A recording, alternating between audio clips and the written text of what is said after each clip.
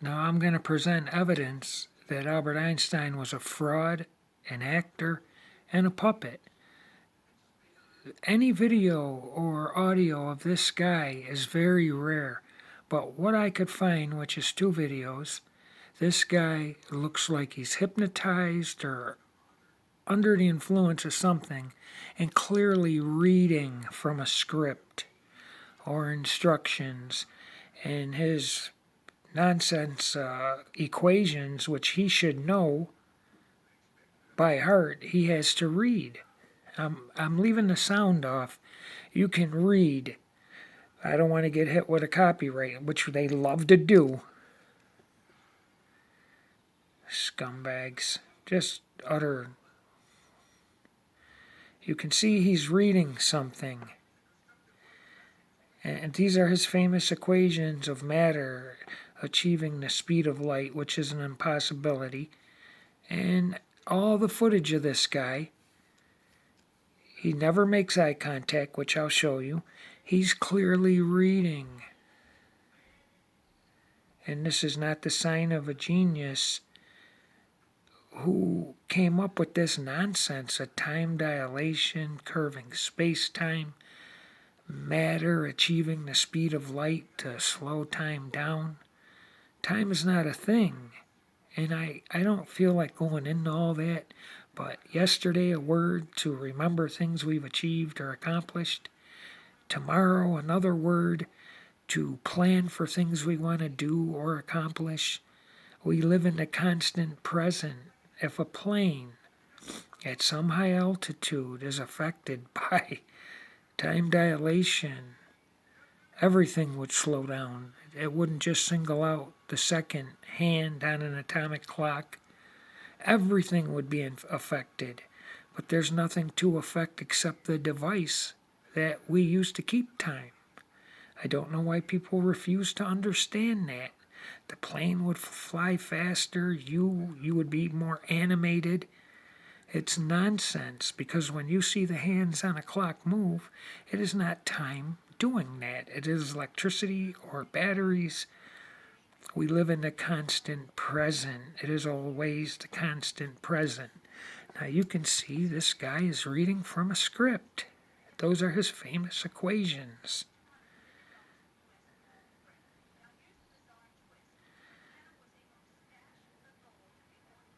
He is reading from something. He is a fraud, a puppet, and an actor, and a plagiarist. It's right in your face. Footage of this guy is very, very rare, but the 2 or 3 reels that do exist, he's always reading from something or doing a puppet-like act. Now, if you don't think that was a puppet-like act, drawing a line straight down, I don't know what to tell you. There's no help for you. There is no footage of him writing anything out. It is ridiculous. Now, here's the other video, and they got this junk in the way of Einstein's mouth. He's clearly reading again. And let me dead the sound. I might leave the link so you can see it for yourself or hear it. Hear your glorified master speak. Clearly reading from a script again. And they got this in the way. This is ridiculous.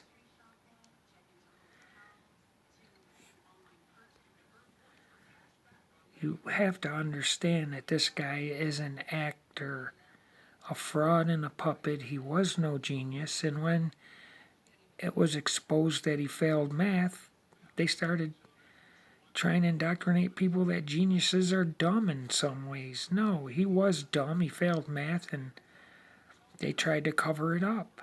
This guy looks hypnotized, always reading from a script. Reading again, I showed you that video, but that's all they got.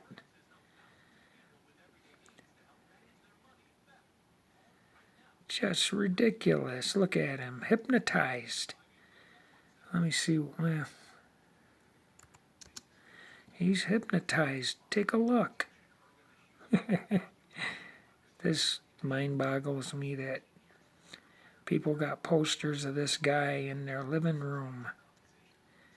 Clearly hypnotized. They got that shit in the way because I'll leave the site. You can see his eyes. He looks baffled. Clearly baffled.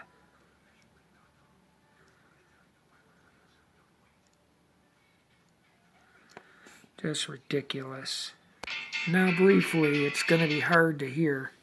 It was one of these thought experiments he devised on that tram car that revolutionized modern physics forever. While receding away from the Zeitgleiche clock tower, Einstein imagined what would happen if the tram car were receding at the speed of light. He realized that if he were to travel at 186,000 miles per second, the clock's hands would appear to completely freeze. No, it wouldn't. Okay, and again, no, it wouldn't. If this guy was in any vessel or craft or piece of matter that could travel 186,000 miles per second, everything would be a blur. I don't even think the human body could take that type of G-force. That would be Z-force. Anyway, if you could see, everything would be a blur. There's no way he could see the clock hands on that clock traveling at 186,000 miles a second. And even if he could, the clock hands are not time. They are pieces of wood or whatever they made those clock hands out of that are moving at pre-programmed increments of time man invented. Now, a clock like that would be moving on a wind, coiled up springs or weights. That is what would make those hands move, not time.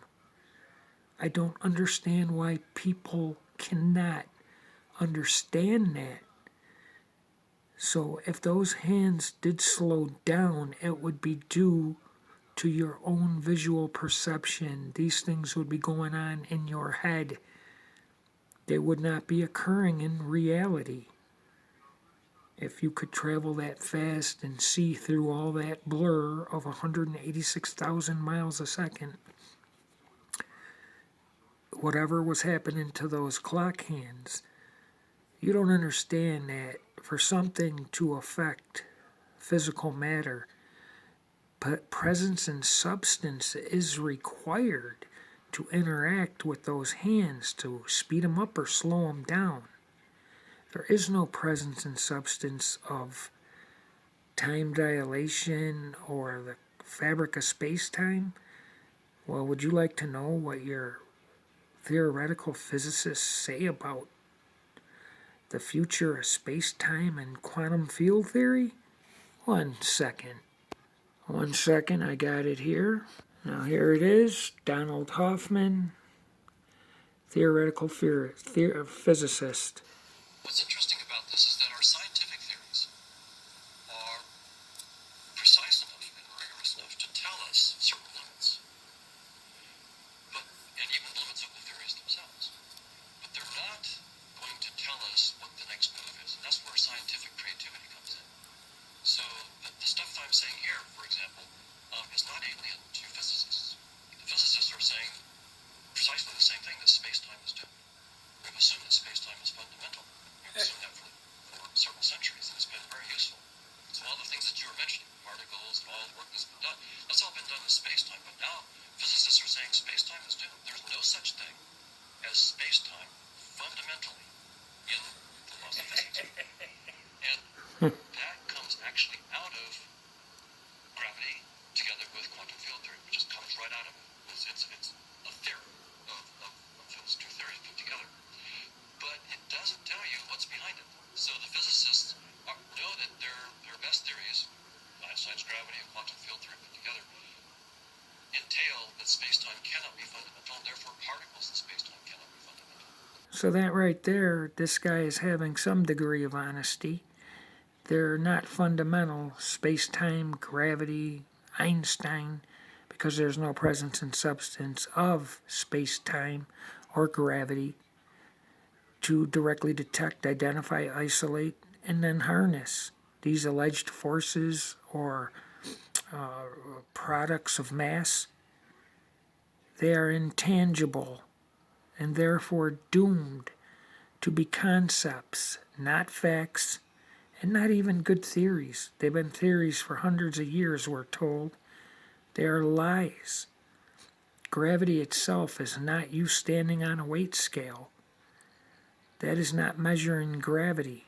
Gravity itself would be a force power thing that propagates per current field wave beam ray or particle.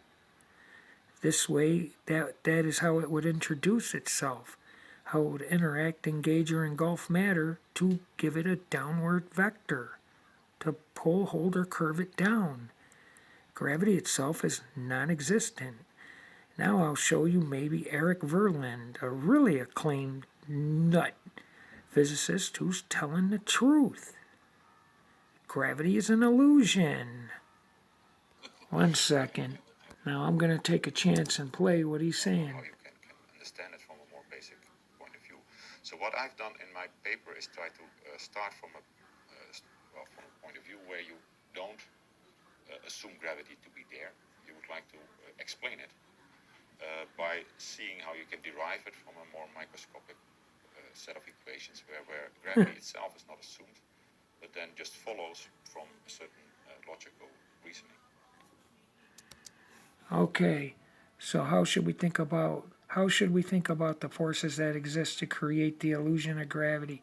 Now within this little video, this guy admits that in between the moon and the earth, there's nothing there. But they assume that gravity is what makes it work, what makes the moon orbit the earth, and vice versa, orbital mechanics. Now he's trying to explain through equations, which is the only way you can. Gravity itself is not tangible. There is no gravity itself. And now they are trying to say the illusion of gravity. I'll leave the link so you can listen to it and cry and scream and kick and find ways to dance around it. Gravity is fake. If we are to be honest, we don't know what gravity is itself in any fundamental way. Well, and what don't we know about gravity? The number one hit of 198. However, if we are to be honest, what is gravity? I don't know. We can describe gravity, we can say what it does to things, we can Spit it out. measure it, predict with it. Start asking what it is. That's right, you don't know. If we are to be honest, we don't know what gravity is itself in any fundamental way. That's right. They don't know what gravity is itself in any fundamental way because gravity itself cannot be directly detected, identified, isolated, or harnessed. It is fake. I'm out of time.